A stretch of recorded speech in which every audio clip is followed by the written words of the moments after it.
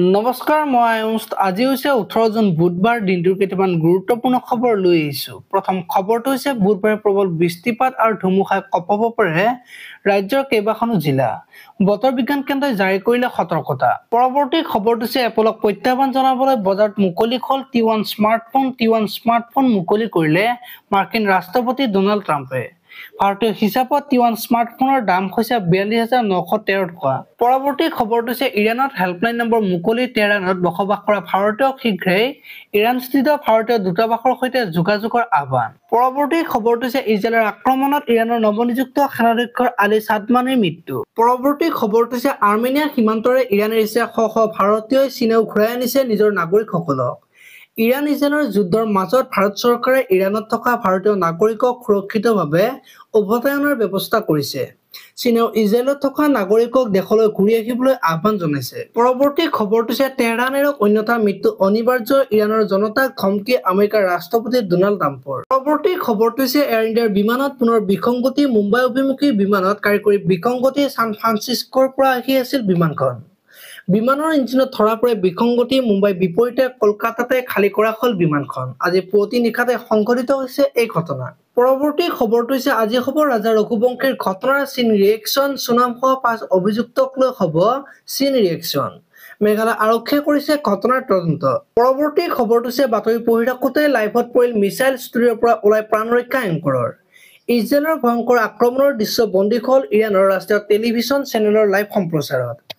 Islamic republic of Iran news নেটৱৰ্কৰ মুখ্য কাৰ্যালয়ত আক্ৰমণ ইজৰাইল ডিফেন্স ফৰ্চৰ পৰৱৰ্তী খবৰটো হৈছে কঠোৰ পৰীক্ষাৰ মাজতে বাতিল এয়াৰ ইণ্ডিয়াৰ 7খন বিমান আছে 6খন ড্ৰিমলাইনাৰ মঙলবাৰ দিনটোত বিমান সংস্থাৰ এয়াৰ ইণ্ডিয়াৰ মুঠ 7খন আন্তঃৰাষ্ট্ৰীয় বিমান বাতিল কৰা এই বিমানকেইখনৰ ভিতৰত আছে 6খন বয়িং 787-8 ড্ৰিমলাইনাৰ পৰৱৰ্তী খবৰটো হৈছে মুখ্যমন্ত্ৰীৰ ফটো আপলোড কৰি ফেচবুকত পাকিস্তান জিন্দাবাদ শ্লোগান লিখা এটা দেশদ্ৰোহী গ্ৰেপ্তাৰ ফেচবুকত পাকিস্তানক মুকলি সমৰ্থন কৰা এটা দেশদ্ৰোহী গ্ৰেপ্তাৰ ধৃত দেশদ্ৰোহীটোৰ নাম শফিকুল হক জানিব পৰা মতে ফেচবুকত একাউণ্ট খুলি দেশবিৰোধী পোষ্ট আপডেট দি আহিছে পৰৱৰ্তী খবৰটো হৈছে G7 শীৰ্ষ সন্মিলনত অংশ লোৱাৰ উদ্দেশ্যে কানাডাত উপস্থিত প্ৰধানমন্ত্ৰী মোদী সোমবাৰৰ পৰা আৰম্ভ হোৱা দুদিনীয়া G7 শীৰ্ষ সন্মিলনত আমেৰিকা ফ্ৰান্স যুক্তৰাজ্য ইটালী জাৰ্মানী কানাডা জাপান ইউৰোপীয় সংঘকে ধৰি বিশ্বৰ কিছুমান উন্নত অৰ্থনীতিৰ নেতাসকলক একত্ৰিত কৰা হৈছে পৰৱৰ্তী খবৰটো হৈছে অশান্ত পশ্চিম এছিয়াৰ ইৰাণ ইজৰাইলৰ যুদ্ধত বৃদ্ধি খাৰুৱা তেলৰ মূল্য পশ্চিম এছিয়াৰ যুদ্ধ পৰিস্থিতিৰ মাজতে আন্তঃৰাষ্ট্ৰীয় বজাৰত হুৰাহুৰে বৃদ্ধি পাইছে খাৰুৱা তেলৰ মূল্য মঙলবাৰে ইৰাণ আৰু ইজৰাইলৰ মাজৰ সংঘাতে পঞ্চম দিনত ভৰি দিছে পৰৱৰ্তী খবৰটো হৈছে অম্বুবাচী মহাযজ্ঞ উপলক্ষে মহানগৰ আৰক্ষীৰ বিশেষ নিৰ্দেশনা জাৰি 22 জুনৰ পৰা 25 জুনলৈ বাখাল থাকিব আৰক্ষীৰ নিৰ্দেশনা